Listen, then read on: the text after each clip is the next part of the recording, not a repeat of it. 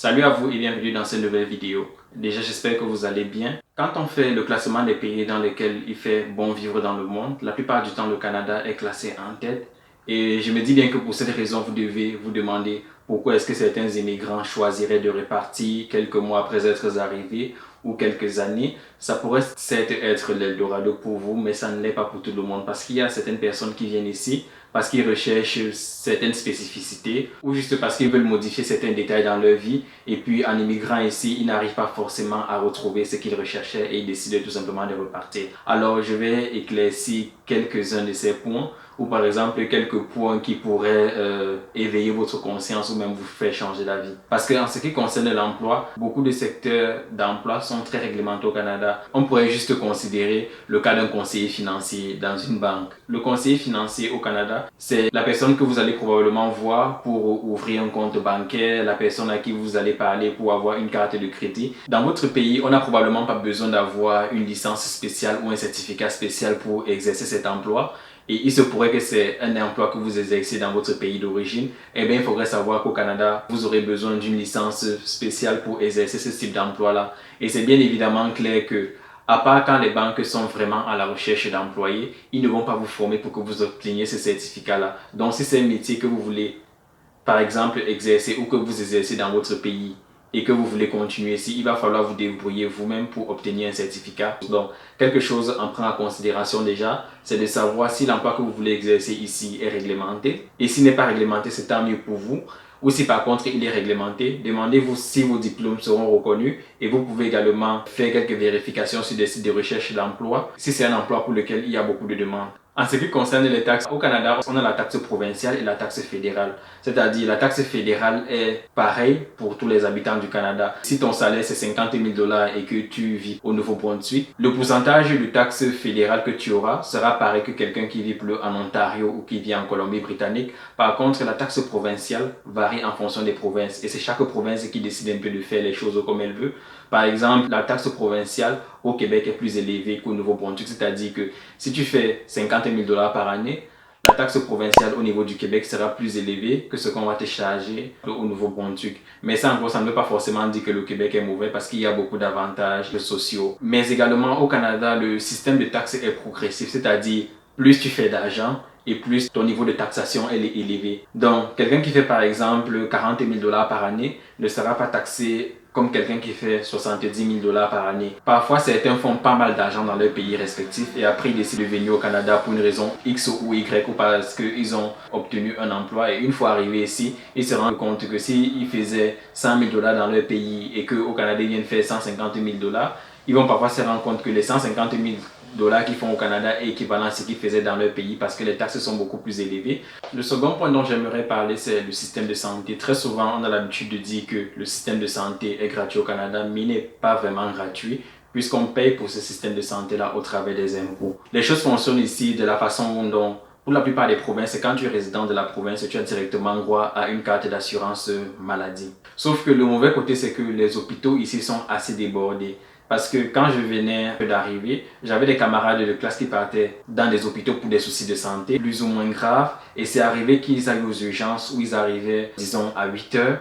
Et à 15 h ou 17 h, on ne les avait pas encore reçus. Et même à 16 h là, ils avaient l'impression qu'on n'allait pas les recevoir bientôt. Ce qui fait que ils quittaient souvent ces urgences-là sans avoir été reçus. Et ce qu'on a su par la suite, c'est que quand tu as souvent des soucis de santé mineurs, c'est toujours mieux de partir dans une clinique que de partir dans ces hôpitaux-là. Tu vas partir dans une clinique. Les cliniques également sont ouvertes de 9 h à 17 h et rassurez-vous, c'est pas comme si quand tu vas arriver dans la clinique, on va te recevoir automatiquement. Généralement, là-bas également, il y a un autre rang. Donc, tu ferais mieux d'arriver le plus tôt possible pour être également servi le plus tôt possible. Et autre chose que j'ai su au début de la pandémie l'année passée, c'est qu'il y avait des gens qui mouraient au Canada parce qu'ils attendaient des rendez-vous pour voir un spécialiste. C'est-à-dire que pour voir un spécialiste ici, tu dois passer par un généraliste. Donc, c'est le généraliste qui va te dire que non, ça c'est au-dessus de moi et il va t'envoyer chez le spécialiste. Il y a maintenant des gens qui sont souvent en attente de voir le spécialiste. La personne est en souffrance, elle a besoin de voir un spécialiste, sauf qu'on lui donne un rendez-vous 6 mois plus tard, un rendez-vous 1 an plus tard, et réellement,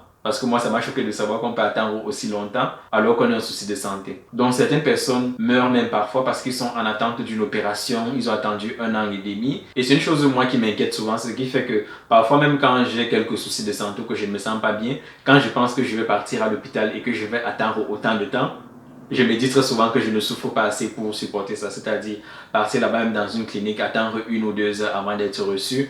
Et si tu pars dans un hôpital public, je pense que tu vas attendre pour l'éternité avant d'être reçu. Et même ces cliniques, comme je l'ai dit précédemment, je ne sais pas si je l'ai mentionné précédemment, mais elles sont ouvertes du lundi au vendredi de 9h à 17h. Donc ne pense pas que tu vas pouvoir partir là-bas quand tu veux. Le troisième point pour lequel certains immigrants décident de ne pas rester, c'est à cause de l'immobilier. Parce que le Canada est le second pays le plus grand du monde, je pense bien. Mais malgré ça, il n'y a que 38 millions d'habitants. Mais l'immobilier coûte quand même assez cher.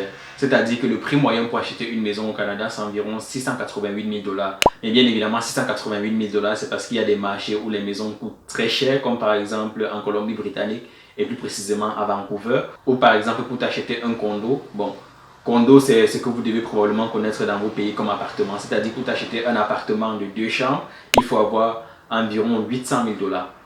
800 000 dollars pour un appartement de 2 chambres. Et si tu veux une maison unifamiliale, c'est-à-dire une maison normale où tu vas vivre avec ta famille, généralement il va te falloir débourser 2 millions de dollars pour ça. Et après Vancouver, on a bien évidemment Toronto, qui est le second marché le plus cher du Canada. Mais il y a des marchés qui restent encore plus abordables dans l'est du Canada, comme par exemple au Nouveau-Brunswick, où le marché est encore plus ou moins abordable. Je pense que tu peux avoir une maison unifamiliale ici pour environ 200 000 dollars. Il y a également l'île du Prince-Édouard où le marché n'est pas non plus très cher pour l'instant. Même au Nouveau-Brunswick et sur l'île du Prince-Édouard, les maisons sont déjà pas mal chères comparativement à ce que c'était il y a de cela 1 an et demi ou deux, c'est-à-dire avant la Covid, parce que il faut savoir que comme les taux d'intérêt pour emprunter dans les banques ont baissé, le marché immobilier est assez fou actuellement, c'est-à-dire les prix des maisons atteignent des sommets qu'on n'avait pas vus précédemment. Par exemple, t'acheter une maison unifamiliale même à Montréal te coûterait actuellement en moyenne 496 000 dollars,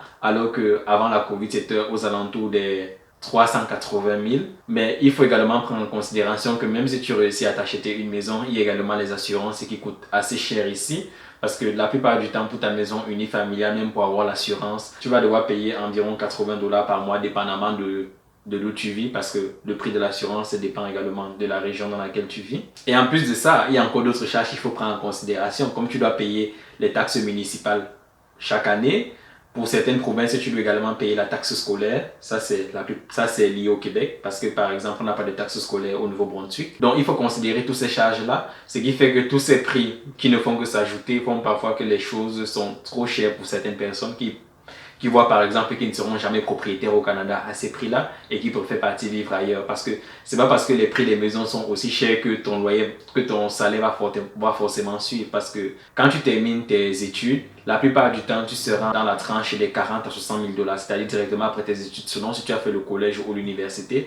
Parce que si tu as un diplôme universitaire, c'est clair que ton salaire sera par exemple un peu plus élevé que celui qui a un diplôme de niveau collégial. Je le dis bien sûr, quand vous cherchez le travail, tout de suite après avoir quitté l'école, parce que quelques années plus tard, quand vous avez environ le même nombre d'années d'expérience, ça ne fait plus vraiment de différence. Donc, les prix des maisons sont assez élevés, mais les loyers ne sont pas non plus en reste, parce que en moyenne, pour avoir un appartement de chambre à Vancouver, il faut la plupart du temps dépenser en moyenne 1622 dollars. Et ça, c'était les prix de 2020, parce que comme les gens achètent des maisons chères, également les investisseurs immobiliers achètent des maisons chères, ils vont vouloir rentabiliser ces maisons-là, ce qui fait que les prix des loyers vont augmenter très prochainement également. Supposons que vous êtes en couple et que vous n'avez qu'un salaire de 70 000 dollars et que vous devez payer un loyer de 1600 dollars. 1600 dollars de loyer sur un salaire annuel de 70 000, ça fait que le loyer prend environ la moitié de ce que le ménage gagne déjà. Ce qui fait que ça ne laisse pas non plus beaucoup pour les différentes autres dépenses et pour faire des activités avec la famille.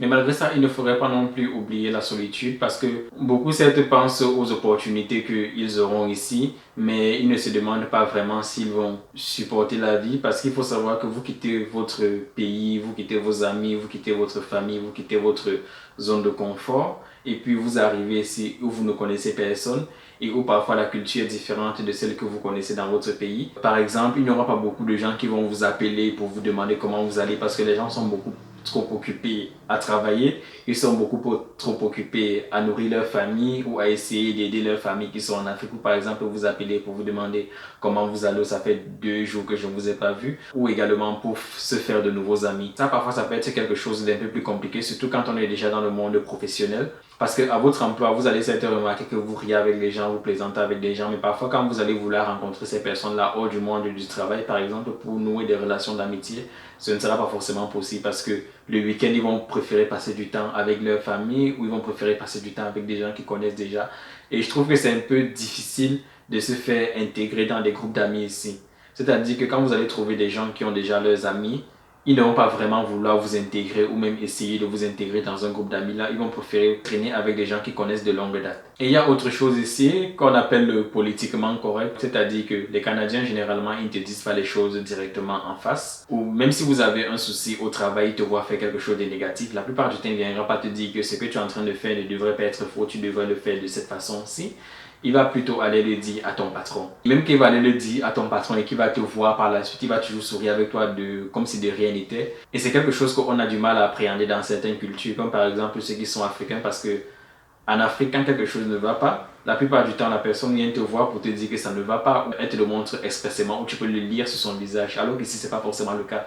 La personne va se comporter avec toi comme si de rien n'était, et c'est quelque chose que nous, les Africains, nous pouvons vivre très mal et que nous allons probablement considérer comme de l'hypocrisie, alors qu'ici, c'est plutôt quelque chose de normal. C'est pour ça qu'on a l'habitude de dire que les Canadiens sont polis, c'est-à-dire ils vont s'excuser pour tout et pour rien, ils vont te tenir la porte quand tu vas entrer quelque part, mais ils ne sont pas forcément gentils. Ou ce ne sont pas forcément, ou tes collègues de travail ne sont pas forcément tes amis. C'est pas parce qu'ils rient avec toi, c'est pas parce qu'ils font souvent quelques blagues avec toi au lieu de travail que ce sont forcément tes amis. Donc c'est déjà tout pour cette vidéo. Je pense qu'elle a été plus ou moins longue et j'espère qu'elle vous aura plu et que vous l'avez trouvée utile. Quant à nous, on se retrouve très bientôt pour une nouvelle vidéo. Ciao!